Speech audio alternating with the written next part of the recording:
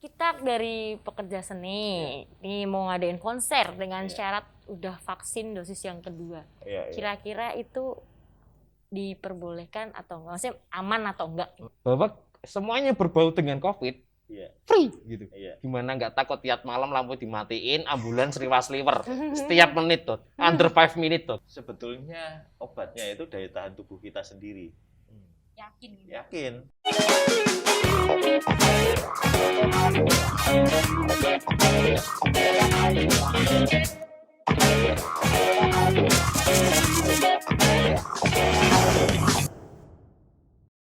Halo, selamat malam dok.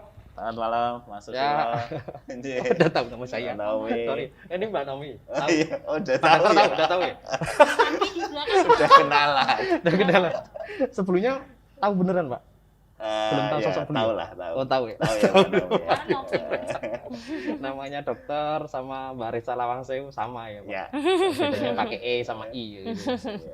Pak dokter ini spesialis dokter apa ini Pak? Saya dokter umum, saya kebetulan direktur di Charlie Hospital, Mas. Kesempatan berarti rumah sakit. Biar rumah sakit Charlie, dokter.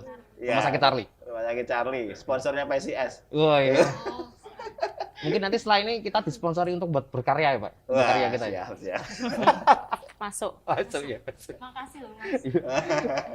Gini, Dok. Teman-teman kan Iya.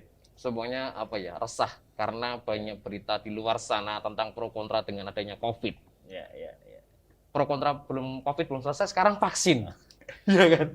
Makanya kita harus edukasinya dari beliau untuk kita ibarat kata mengikuti peraturan yang ada, kita percaya sama ahlinya kayak gitu, biar COVID ini semuanya bisa teratasi ya cepat selesai kayak gitu. Iya.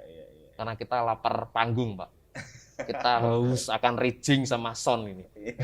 Intinya harus semua. Apalagi mbak-mbak di sini, Reza Lawangsewu sama Naomi ini kayak gitu. Awalnya kan kita sering debat tentang pas diskusi santai kayak gitu kan tentang vaksin murah ora penting, nggak vaksin murah tidak ngefek kayak gitu.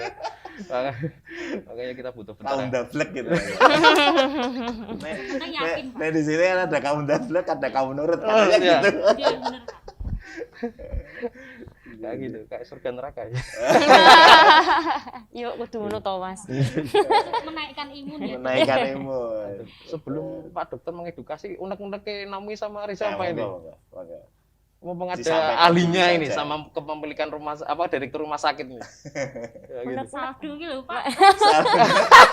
Ora ada hubungannya gitu. Ada hubungannya. Aduh, mungkin bisa Pak Dokter bisa mengasih donasi kita kayak gitu. Mau tanya soal ini nih. Ji, gimana Mbak Naomi? Soal COVID-19 ini. Iya. Atau bahasa Jawanya corona. Iya, betul. Ya bahasa Jawa. Itu tuh sebenarnya maaf ya Dok. Yang meninggal itu tuh pure ke COVID atau memang ada penyakit bawaan yang benar-benar berat? Iya. Ji, matur nuwun Mbak Naomi, Mas Susilo. Iya. Mungkin saya klarifikasi dulu ini, saya revisi dulu. Iya. Nah, corona itu virusnya, Mbak. Nama corona itu virus yang menyebabkan penyakit COVID. Nah, COVID-19 itu nama penyakitnya. Jadi coronavirus disease tahun 2019 kan kita mulainya tahun 2019 ya. Nah, jadi memang kita sudah 1,5 tahun lebih ya kayaknya ya ini ya sejak Maret sepertinya dinyatakan masuk ke Indonesia. Virus itu kemudian menyebar sampai gelombang pertama, kedua, ini ketiga ya. Ini sebenarnya gelombang ketiga. Saat ini kita itu menduduki peringkat pertama, Mbak, sedunia loh, luar Prestasi, biasa. standing applause. Jadi nanti kalau ditanya, wah kita juara gitu ya. Iya. Satu ya Dok. Champion. Tapi juara jumlah COVID-nya seperti itu. Jadi Itu mungkin dari Pak, konflik manajemen brand marketing Indonesia biar terkenal, Pak. mungkin ya, Pak. betul. Jadi kalau melihat data-data itu Mbak Naomi dan melihat pengalaman saya di rumah sakit gitu ya, sebetulnya macam-macam variasinya penyakit COVID ini. Nah, ini kan penyakit baru ya, penyakit baru belum terlalu banyak diketahui oleh dunia kedokteran seperti itu. Sehingga memang mengakibatkan itu semua itu masih dalam tahap belajar. Nah, kalau kemudian tadi pertanyaannya Mbak Naomi, sajane ini penyakit COVID beneran atau gara-gara penyakit lain? Oke. Ada yang memang beneran, ada yang memang penyakit lain itu memperberat COVID-nya, seperti itu. Jadi, tapi kalau gara-gara pure penyakit lainnya, itu jarang sekali. Jadi yang kemudian menyebabkan istilahnya kematiannya gitu ya di rumah sakit itu yang pertama ya karena COVID-nya, dan karena memang penyakit lain yang memperberat COVID seperti itu. Sudah jelas belum? Berarti kan nggak pure Betul. si COVID ini. Jadi kan, ada kan? dua kelompok itulah, dua kelompok pasien yang kemudian di rumah sakit itu terkena atau terakibat daripada COVID itu menjadi meninggal lah, istilahnya seperti itu. Ada lagi? Data mungkin Pak Dok ini Dok. Data kematian di Semarang sebelumnya ada COVID memang sudah banyak kan Dok? Betul, Kayak betul. gitu kan. Terus dengan data yang mungkin dari medis ya kan, dengan adanya COVID kayak gini, itu persentase yang di publik ya kan, dipublish ya gitu, memang real. Itu berarti kematiannya, berarti angka kematiannya lebih besar atau memang sebenarnya grafiknya sama? Ya, sebetulnya kalau kita bicara terkait dengan data di Indonesia, kita harus akui bahwa data itu sangat jauh dari real. Sangat jauh dari real. Sebagai contoh, sebetulnya kalau satu pemeriksaan per 1.000 orang penduduk, harusnya di Indonesia saat ini dengan angka positivity rate kita yang masih di angka 30% sampai 40%, harusnya pemeriksaan itu 600.000 pemeriksaan per hari, Mas. Mbak. Harusnya 600.000 pemeriksaan per hari. Saat ini kita baru bisa mencakup kurang lebih sekitar paling banyak kemarin digencar-gencarkan itu sekitar 200.000 pemeriksaan per hari. Nah, ini kan masih sangat jauh sebetulnya. Sehingga sebetulnya yang terjadi lebih banyak yang sebetulnya tidak terkontrol, ya kan? Istilahnya kalau kita OTG, tadi saya dengerin Mbak Naomi waktu saya di sana. Saya kayaknya pernah kena Dok, kayak gitu kan. Tapi nggak tahu ini COVID atau tidak. Ya kemungkinan COVID. Tapi karena daya tahan tubuhnya bagus, nah, sehingga akan sembuh dengan sendirinya. Karena COVID itu kan penyebabnya virus, Mas. Virus itu kan nggak diapa-apain aja nggak masalah. Sebenarnya. Karena tubuh itu punya daya tahan tubuh sendiri, punya tentara sendiri istilahnya, sehingga akan sembuh sendiri. Nggak perlu kemudian kayak sekarang, panik buying, beli obat kemana-mana kayak gitu ya, beli antibiotik kemana-mana. Antibiotik buat apa? Wong antibiotik itu nggak mempan sama virus, seperti itu. Antibiotik biasanya oleh dokter digunakan untuk mengobati infeksi sekunder istilahnya. Nah itu yang saat ini terjadi. Jadi kalau kita bicara data, Mas Susilo, itu ya terus terang saja, kita datanya itu sangat tidak real. Betul. Ibaratnya begini, kalau kemudian saat ini ya, kematian kita itu sudah perharinya, itu sudah mendekati 1.000, lebih dari 1.000 terus. 2 hari kemarin itu 1.330. Hari ini kayaknya 1.200-an. 5 hari ini udah lebih dari 1.000 terus, tiap hari kematian. Nah, itu yang ada di dalam data. Yang tidak ada. Ini pengalaman real saya. Kok sampai masuk data? Mohon maaf ya. Itu karena apa? Benar kan? Mungkin dari isolasi mandiri, ya kan nggak ditangani secara ahli khusus secara kemedisannya. Terus kayak kita double nih, saya sama Naomi nih ya. Wes aku mah turu lah. Konsumsi empon-empon gitu. Apaan sih obat kayak gitu kan? Banyak Pak kayak gitu kan di kalangan kita itu. Betul. Itu mungkin dari meninggalnya jadi di rumah itu berarti nggak kedata di rumah sakit. Betul. Jadi yang saat ini kemudian muncul di permukaan ya, di berita kemudian di Kementerian Kesehatan itu adalah data yang terlaporkan. terlaporkan oleh rumah Rumah sakit, sakit. oleh puskesmas seperti itu, dan dari pasien yang memang sudah positif. Nah, dia sudah sebelumnya di swab, kemudian positif, sudah dinyatakan COVID. Nah, padahal tadi misalnya Mas Susilo ya belum pernah di swab, belum pernah apa, tapi aku rada ora penak isolasi mandiri atau istirahat di rumah gitu. Kemudian tahu-tahu nggak ada gitu, saya pernah ada teman saya yang seperti itu. itu kan tidak terlaporkan. Ini sebetulnya COVID apa bukan? Iya. Itu tidak terlaporkan. Saya ini cerita Mas, saya orang Tegal, pengalaman pembantu saya orang Tegal tapi desa sana itu pernah itu katanya satu kampung itu menderita keluhan yang hampir sama dan banyak yang meninggal, tapi tidak mau dilakukan protokol kesehatan, kemudian tidak mau di swab, tidak datang ke puskesmas. Nah itu nggak ada yang hitung kan Mas kalau kayak gitu. Mohon maaf dok, ini. Itu cerita real loh saya. Iya, cerita real. Maaf dok, mungkin wedi kali kok. Betul, wedi. Betul. Mungkin wedi. Karena pasti wedi. Dampaknya sanksi sosial ya Riz ya, ya kan. Nah, Ada kerabat kita, rekan kita kerja juga gitu. Setelah terdampak COVID, padahal dia sudah sembuh, kita dolan sama beliau dijauhin. Kan ya makanya kan kita butuh saran-saran dokter ya, apalagi si Reza, si Naomi ini kan kayak gitu. Kita semua pekerja seni berharapnya kan kita bisa bebas masker. Betul. Bebas masker kayak gitu. Mudah-mudahan sebentar lagi ya Mas. 2 hari lagi tuh Pak. Iya. Harus selesai. Nggak digenepin pisan tuh, 2 tahun apa-apa. Tapi untuk menanggapi orang desa yang meninggal karena mungkin COVID nggak dilaporkan.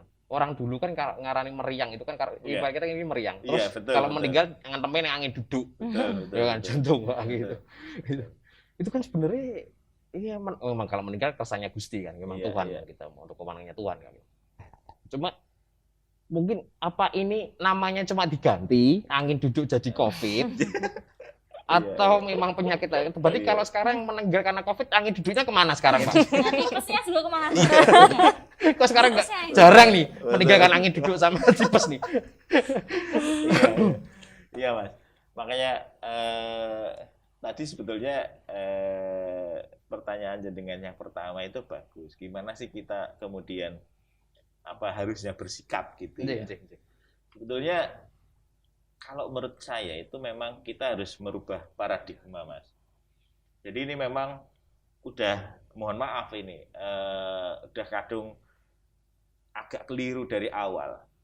Jadi selama ini kita itu selalu dikatakan baik, ya kan? Daerah misalnya kabupaten, kota gitu ya, dikatakan baik apabila tingkat penemuan kasusnya itu rendah. Betul tidak? Iya, betul. Misalnya wah sehat kabeh, wah ini apik iki. Dapat trofi. Dapat trofi, malah dikasih biaya dan lain sebagainya. Itu paradigma yang keliru sebetulnya. Karena belum tentu pada saat kemudian dia kasusnya sedikit, memang real kasusnya sedikit. Karena mungkin testingnya sedikit, seperti itu. Atau tidak ada yang ditesting. Tapi justru harusnya dirubah. Pada saat satu daerah atau satu kota bisa kemudian menemukan kasus dengan banyak, seperti Jakarta lah. Kemudian dia melakukan satu treatment yang juga terukur seperti itu. Itu justru yang harus didorong. Karena apa? Karena semakin banyak, ini kalau kita bicara Jakarta ya saat ini, itu tingkat kemungkinan positif warga Jakarta itu udah lebih dari 50%. Sehingga apa? Vaksinasi itu kalau kemarin tadi saya baca itu sudah cukup tinggi. Sehingga apa? Sehingga akan terjadi yang namanya herd immunity. Kekebalan kelompok.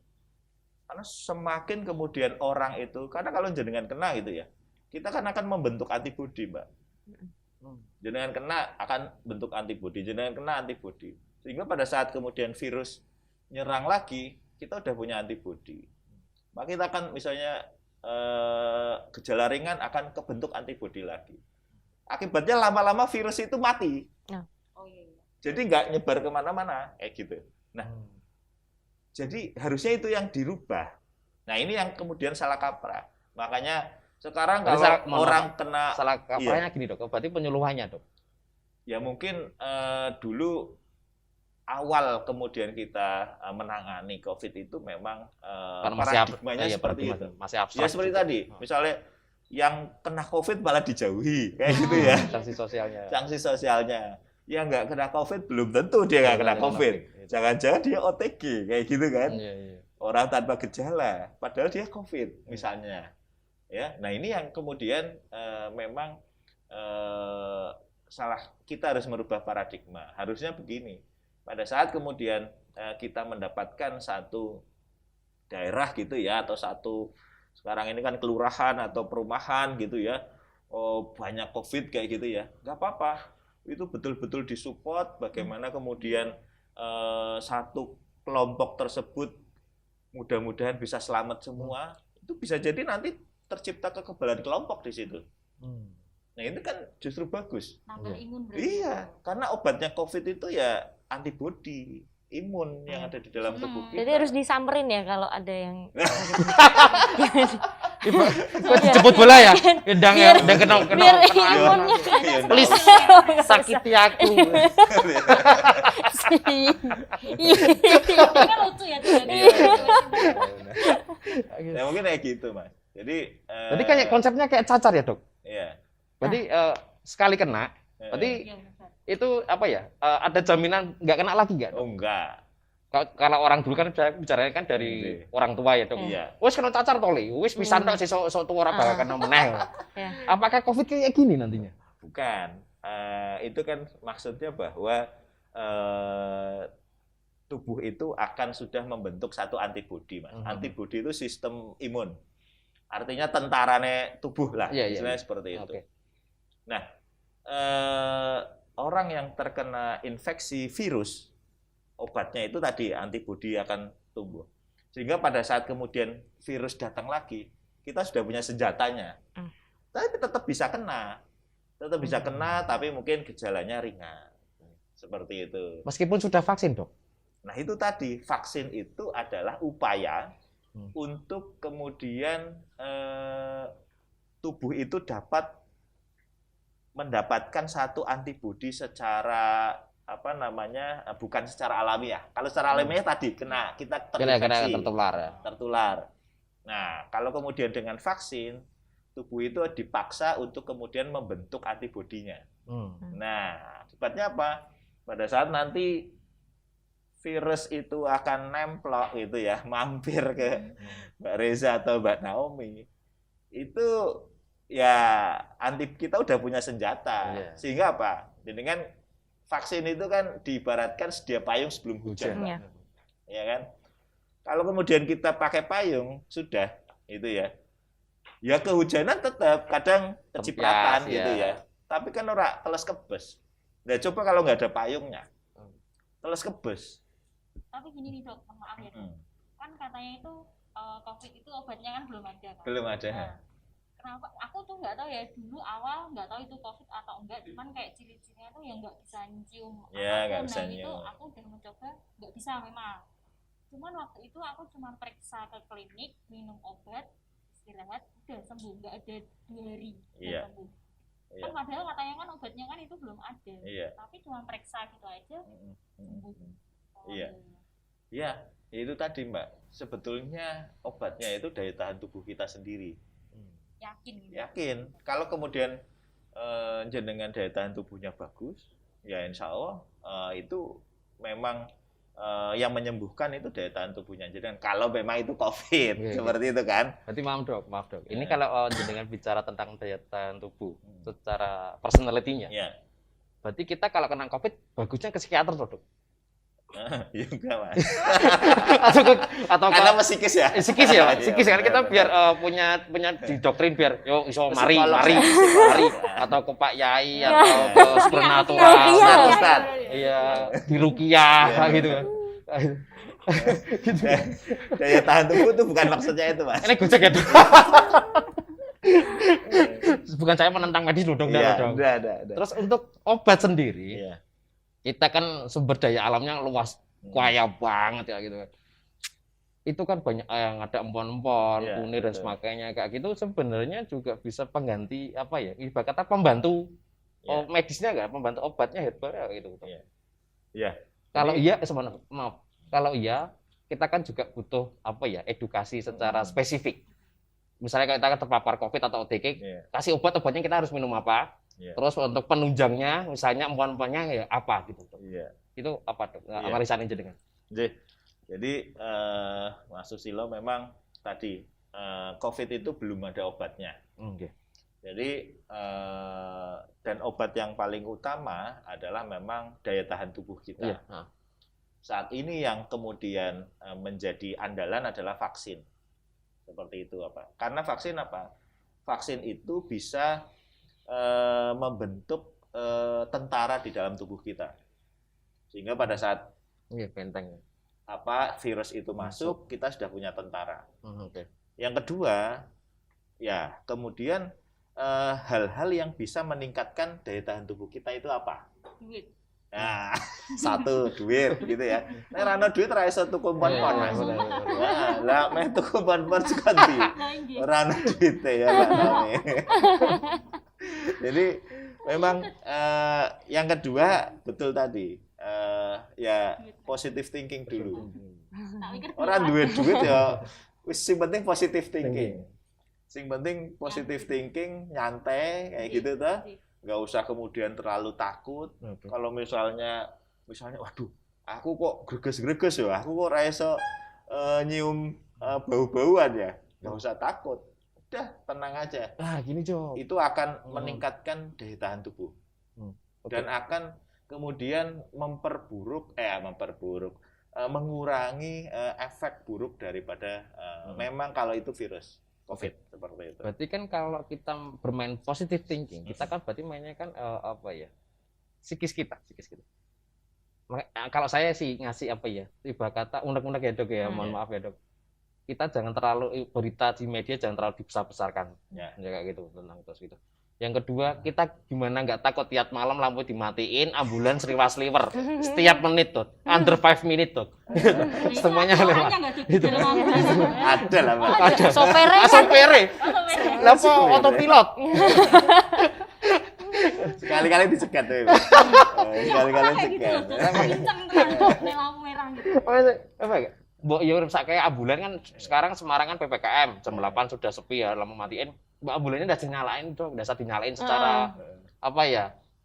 Bunyinya gitu udah tadi alarmnya udah dinyalain. Jenengan kan juga direktur rumah sakit pasti punya peraturan kayak gitu kan. Betul. Saya mau ngasih saran dikit gitu permintaan biar warga kita nggak takut gitu loh. Udah malam dalam rumah nggak keliaran, nggak denger miu-miu. Miu-miu. Strobo ya lampu oke lah kayak gitu. Iya. Gitu itu bisa enggak, Dok ya? Iya. Dikabulkan kira-kira dari pihak medis. Sesimpel itu tok, Dok. Oh, maksudnya. Ya memang ambulan itu kan sebetulnya ini ya Mas ya, nggak semuanya juga bawa pasien COVID gitu ya. Maksudnya selama ini jenengan yang ke rumah sakit dan lain sebagainya. Sebenarnya kita pasien selain COVID itu ya banyak juga loh Mas. Bener. Yang saat ini dirawat di rumah sakit, yang membutuhkan pengobatan, yang membutuhkan obat, yang membutuhkan ICU, yang membutuhkan ventilator, banyak selain COVID. Jadi kita itu harus berbagi di rumah sakit itu.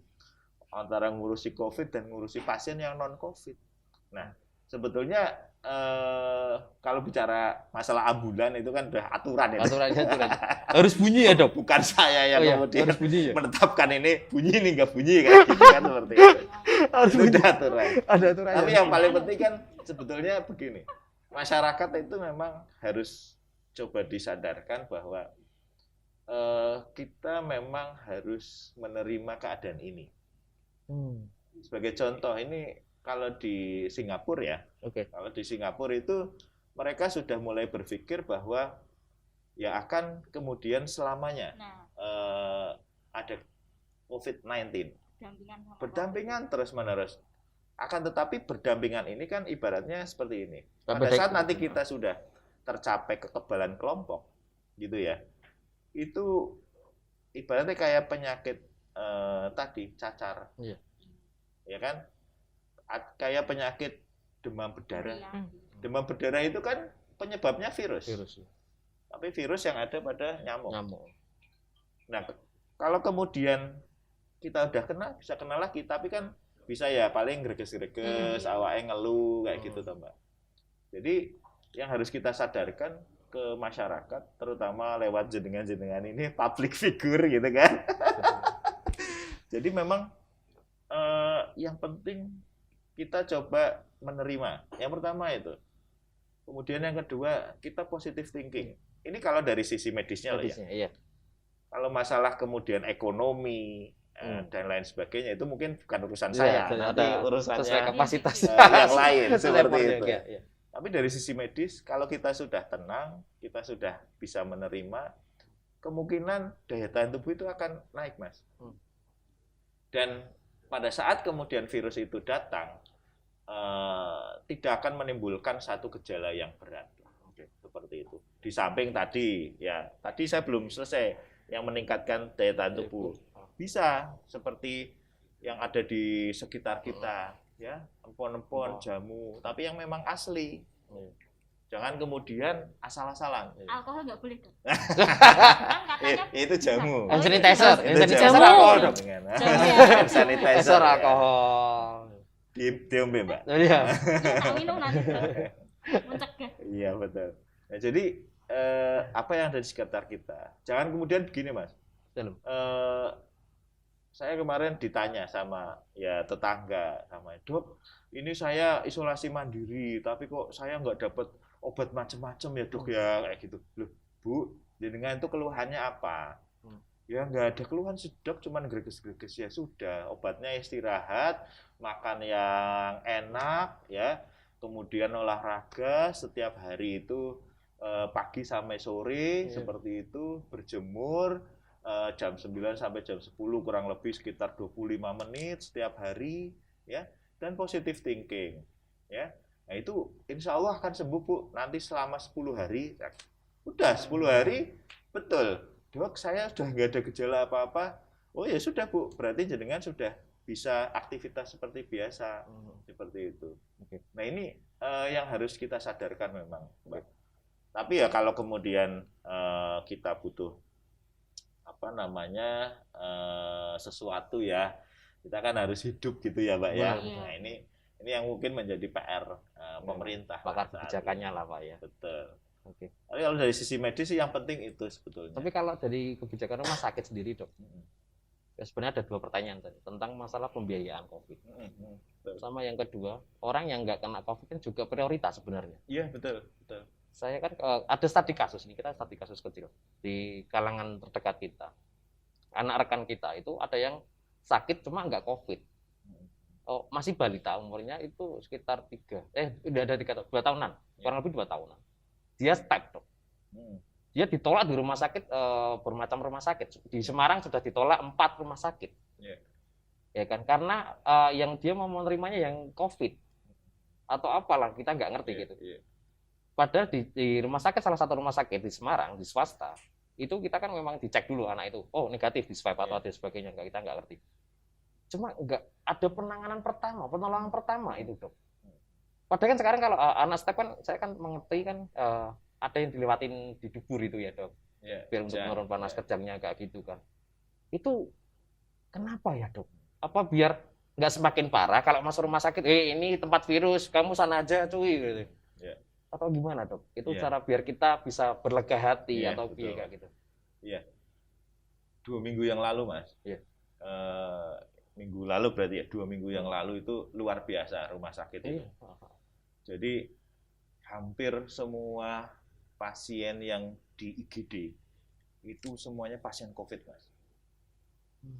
Hampir semuanya, bahkan jenengan sampai lihat kan diriin Iya, sampai tenda-tenda di gitu tenda. ya. Gitu. Itu memang luar biasa. 2 minggu yang lalu, 1 minggu itu, wah kita itu sampai kelimpungan.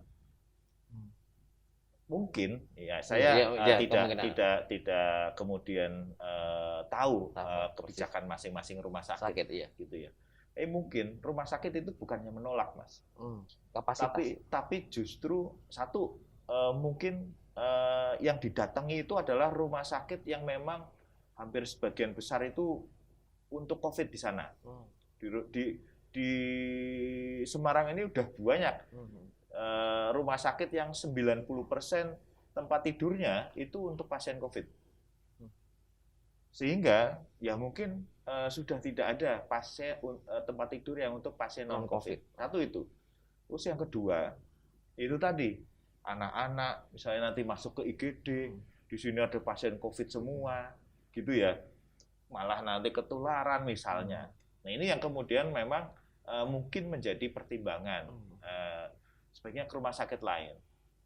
Nah, yang kemudian memang harus dilakukan oleh masyarakat sebetulnya ya memang kita sekarang sudah harus punya data rumah sakit ini. Oke. Jadi kalau kemudian saya sakit A, sakit B, sakit C seperti tadi ada step gitu ya. Wah kayaknya daripada saya ke rumah sakit ini pasti ini COVID semua, mending saya ke rumah sakit ini. Misalnya seperti itu. Jadi sudah punya data nih. Jadi nggak perlu kemudian ke sini tolak, sini tolak, sini tolak. Akhirnya nggak kemana-mana. Karena udah, mohon maaf, meninggal misalnya. Iya. Tapi pada saat kemudian dari rumah sudah, saya harus ke sini. Ini rumah sakit yang nggak terlalu banyak pasien COVID-nya, juga sudah banyak menangani non-COVID juga, itu masih ada juga. Nah, sehingga masyarakat harus sudah observasi dan ya kita berikan satu edukasi lah seperti itu. Ya pastinya kalau rumah sakit besar yang ada di sini itu hampir 90% itu tempat tidurnya itu untuk COVID. Sehingga seperti itu. Yang kedua ya kita kalau bisa ya sediakan obat-obatan emergency di rumah. Sehingga pada saat harus ke rumah sakit ya ditangani dulu lah di rumah. Atau ke puskesmas dulu. Puskesmas kan banyak yang 24 jam. Nah itu nggak masalah, puskesmas juga punya. Nah mereka kan tidak ada yang kemudian lebih banyak pasien COVID di sana. Tidak banyak seperti itu. Nah jadi itu yang harus kemudian kita edukasi ke masyarakat. Terus one question tuh, dari saya lagi maaf ya. Kita kan pekerja seni ini. Iya. Terlalu akeh unek-unek gitu ya. Sama akeh ya. Wah, ini pertanyaannya bukan buat saya kayaknya. Enggak, bukan ini tentang medis. Ya 60% lah. Iya. Untuk swab sendiri kan kita kan kita sudah enggak ada tadi job biaya ya, saya belum jawab itu ya. Tentang swab kita sudah enggak ada job, padahal kita dituntut untuk perform di mana kayak Resa Langsewu, Nomide ini kan sering kita perform di online pun ya kan dituntut harus kita prokes dan prokesnya harus menunjukkan bukti kita sudah swab memang negatif, antigen dan sebagainya atau PCR. Itu kan biayanya wow dong. Iya betul. Iya kan? Betul. Ada nggak sih kebijakan dari rumah sakit bahwa semuanya berbau dengan COVID free gitu? Iya. Betul. Gitu. Ya memang kalau biaya perawatan pasien semuanya free Mas. Biaya perawatan pasien. Jadi pasien yang masuk ke rumah sakit, kemudian dia didiagnosis COVID, kemudian levelnya adalah level kesedang, berat, dan kritis, itu semuanya free. Tapi kalau ringan biasanya tidak dibolehkan masuk ke rumah sakit, harus ke puskesmas atau isolasi mandiri seperti itu. Nah, kalau kemudian tes swab ini, ini yang kemudian memang menjadi dilema ya. Masyarakat butuh tes swab seperti jenengan untuk persyaratan perjalanan, persyaratan bekerja dan lain sebagainya. Akan tetapi biaya untuk melakukan tes swab ini memang tidak sepenuhnya ditanggung oleh pemerintah seperti itu. Rumah sakit pun pada saat harus melakukan swab gitu ya.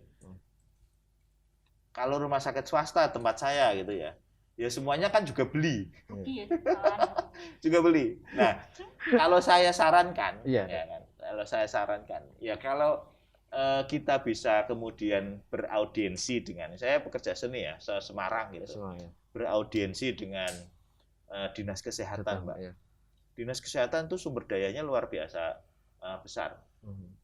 Kepala dinasnya Dr. Akam itu sangat support sebetulnya untuk bagaimana tracing, bagaimana tes swab ini dimasifkan seperti itu. Oke. Nah, coba beraudiensi dengan Iya. dinas kesehatan.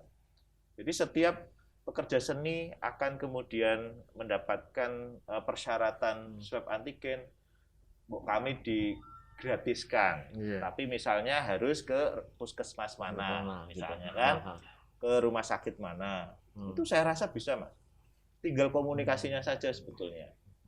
Itu kalau kemudian dijembatani ya, itu saya rasa akan sangat bermanfaat nanti bagi jenengan. Enggak sidik-sidik swab kan kayak Iya, gitu. iya. Ya. Nah, jadi Hidung saya sampai selingkaran gini kok. Langsung ya, iya. Sokok. Ini Dok, mau tanya nih Dok. Iya, Tanya iya, tadi iya. soal jenazah COVID nih. iya, Kan kalau kayak gitu kan virus kan dengar-dengar kan aku nggak paham soal kayak gitu. Iya. Dokter kan pasti yang paham. Virus itu kan katanya kalau jenazah itu udah mau dimakamkan, kan virusnya udah nggak ada nih. iya, iya. Nah itu benar nggak sih Dok? Iya. Virus itu kan di dalam tubuh pasien, gitu ya. Jadi keluar itu kalau kemudian pasien itu satu kayak gini, makanya saya mohon maaf, tadi Iya. saya pakai masker, Iya. karena nggak tahu kalau ternyata saya ini OTG. Hmm. Virus akan keluar pada saat berbicara. Oh. Terus keluar, nyiprat ke droplet saya, nyiprat ke Mbak Nggak Reza.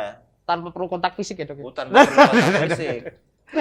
Droplet, karena yang ini droplet. Jadi saya ngomong sprot gitu, kemudian Mbak Reza ngomong, nah, virus akan tanpa jarak kurang dari 1 meter, pasti akan nyampe. Misalnya ke Mas Susilo mungkin agak jauh. Jauh ya, jauh. Seperti itu. Nah, lewat ngomong, lewat batuk, Mbak. Kruk, itu pasti akan nyampe lagi. Kemudian akan masuk ke saluran nafas. Kenapa kemudian yang diogrok-ogrok itu di hidung sama di tenggorokan belakang? Itu karena virusnya itu dia punya reseptor istilahnya itu di situ. Kemudian akan bisa masuk ke dalam ke dalam tubuh kita. Nah, sehingga pada saat kemudian jenazah gitu ya, jenazah itu masih bisa ngomong nggak? Enggak. Nggak bisa ngomong. Masih bisa watuk nggak? Ya nggak bisa watuk. Zombie bisa dong. Kan memang tidak bisa keluar virusnya. Akan tetapi, nah ini yang memang kita khawatirkan. Jadi virus itu akan menempel seperti itu di tubuh, di tubuh pasien. Jadi mohon maaf nih, saya kok bisa jadi virus droplet saya nempel di sini nih. Itu kan droplet saya nempel di sini. Habis itu saya digotong-gotong misalnya, yang gotong saya kemudian pegang tangan saya, tangannya habis itu ngusap ini ya. Kalau tangannya nggak ngusap-ngusap hidung nggak masalah, seperti itu. Nah, yang dikhawatirkan itu bahwa di permukaan tubuh si jenazah ini ada droplet jenazah tersebut yang sebelumnya tertinggal. Seperti itu. Makanya kita kalau di rumah sakit, Mbak, itu pemulasaran jenazahnya pasien itu hampir 3 jam, Mbak. Karena hati-hati sekali prosesnya. Hampir 3 jam itu. Jadi pemulasaran kalau jenazah biasa kan paling 1 jam selesai gitu ya. Ini kalau ini 3 jam. Petugas pemulasarannya pun pakai APD lengkap. Pakai hazmat, pakai ya karena kita tidak tahu ya virus itu ada di situ atau tidak, seperti itu ya. Makanya memang harapannya kalau kemudian seperti itu memang dilakukan pemulasaran oleh petugas ya. Kadang ada masyarakat yang waduh nggak bisa, pokoknya saya mau mandiin sendiri ini sendiri gitu ya. Ya memang ini ya salah satu tantangan lah untuk mengedukasi masyarakat. Tapi kalau secara prinsip ya dia udah nggak kemudian mengeluarkan droplet istilahnya lewat berbicara atau lewat batuk, itu sebenarnya udah aman. Seperti itu. Kalau apa Reza atau Mbak Reza ini pendiam kok kayaknya. Dia agak main Jadi- aman, Dok. Iya Mas. Dia Mesti main wakil aman. ke kafe sih. Dia Dia main aman. lebih kayak misal kita dari pekerja seni nih mau ngadain konser dengan Iya. syarat udah vaksin dosis yang kedua. Iya, iya. Kira-kira itu diperbolehkan atau enggak? Maksudnya aman atau enggak? Secara kemedisannya. Heeh.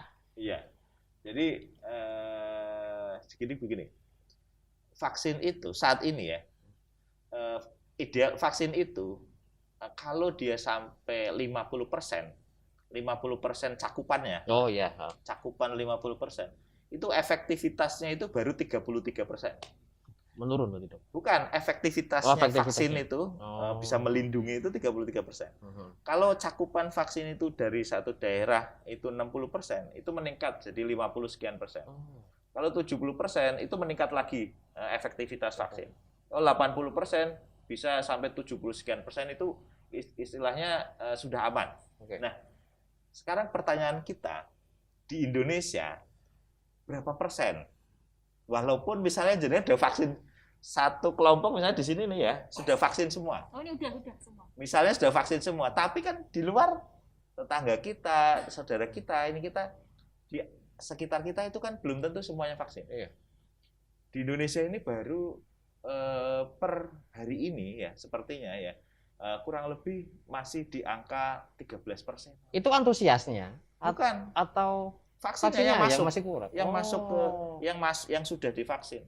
Jadi dari total 100 sekarang malah targetnya itu 200 juta. 200 juta vaksin. Itu baru sekitar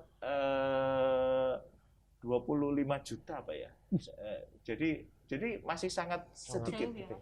Jadi efektivitas vaksin yang jenengan dapatkan sebetulnya belum kemudian bisa istilahnya menyebabkan tadi kekebalan kelompok tadi.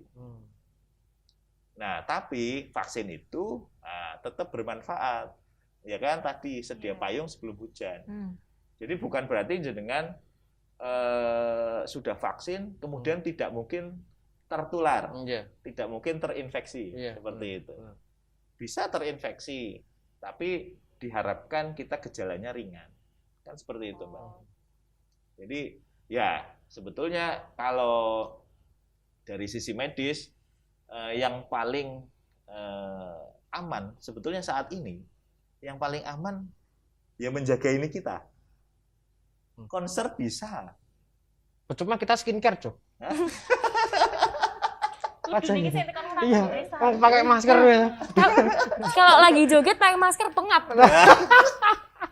Kan sebentar lagi. Nanti maskernya sebentar lagi dilepas lah, mudah-mudahan. Mudah-mudahan ya. Jadi kalau misalnya nanti udah 50% ke atas, ya Iya. semoga boleh lah ya. Betul.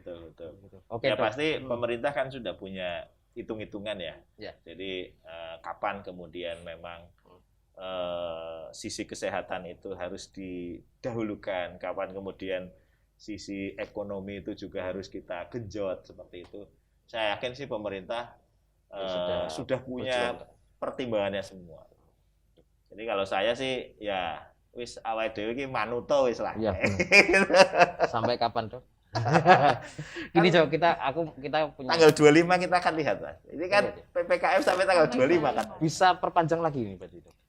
Ya tergantung dari tingkat kejadian positif pasien COVID di Indonesia. Seperti itu.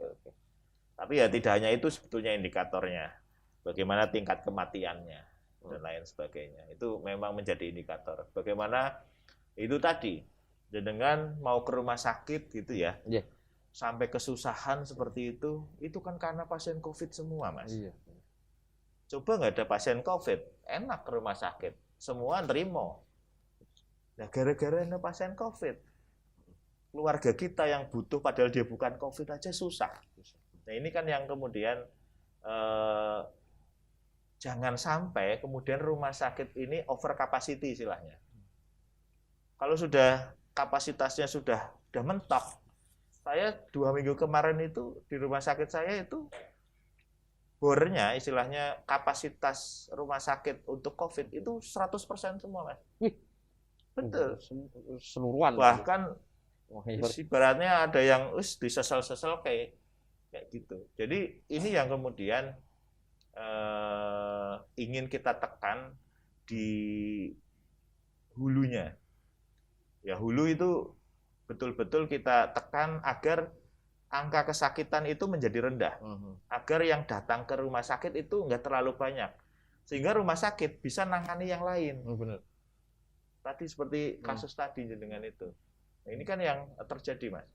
Berarti kesimpulannya kita kan lagi perang nih sama Betul. COVID, ya. Betul. Kita bisa berperang. Berarti kan kayak tadi saat nyariin teman-teman kan kita harus bersatu, ya kan. Betul, Ya, betul.